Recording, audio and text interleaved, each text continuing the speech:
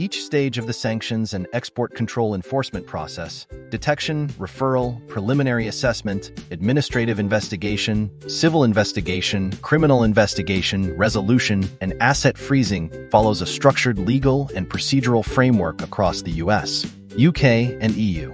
These frameworks ensure robust detection, investigation, enforcement, and protection of due process rights, with increasing cross-border coordination and harmonization. 1. Detection, referral sanctions, and export control investigations are typically triggered by a combination of automated compliance alert systems, regulatory reporting obligations, whistleblower programs, and intelligence sharing mechanisms. Financial institutions and regulated entities employ transaction monitoring and screening tools to detect potential matches against sanctions lists, such as the OFAC SDN list, USC Consolidated List, UK, and the EU Consolidated List. Positive matches are referred to compliance teams for further review.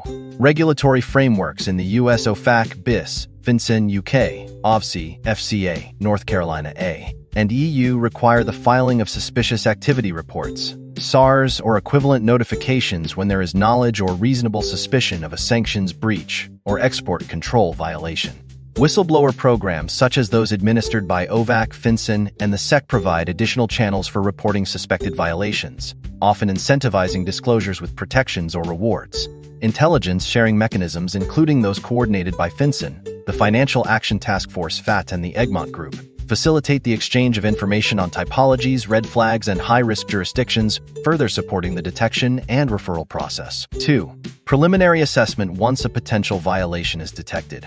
The preliminary assessment phase involves enhanced due diligence (ED) and triage by compliance and legal teams. ED procedures include in-depth background investigations, scrutiny of ownership structures, analysis of transaction patterns, and screening of related parties and beneficial owners, especially for high-risk entities such as shell companies and politically exposed persons (PEPs). Compliance teams assign risk scores based on transaction value, geographic exposure, and customer profile, using both automated and manual processes. Escalation protocols require that higher risk or complex cases be referred to senior compliance or legal officers, and, where warranted, to external regulators or law enforcement agencies for formal investigation.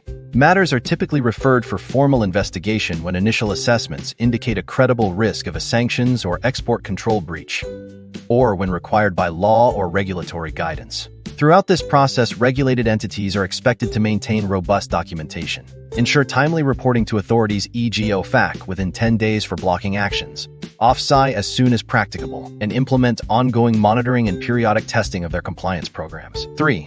Administrative investigation. An administrative investigation is initiated when authorities suspect a potential violation of sanctions or export control laws. This stage involves gathering evidence such as transaction records, internal communications, compliance policies, and other relevant documentation. Authorities may issue information requests or administrative subpoenas to compel the production of documents or testimony. OFAC under 31 CFR Section 501.602, BS under EAR Section 762.7, and similar powers for OFSI and EU authorities. Voluntary self-disclosure versus D is a critical process during administrative investigations. A qualifying versus D must be self-initiated and submitted before or at the same time as the agency discovers the violation and can result in cooperation credit. Tolling agreements, which extend the statute of limitations, may be requested in complex cases. The adequacy of a compliance program, remedial actions, and the degree of cooperation are all considered in determining the outcome of the administrative investigation. 4. Civil investigation. Civil investigations assess liability and penalties for sanctions or export control violations.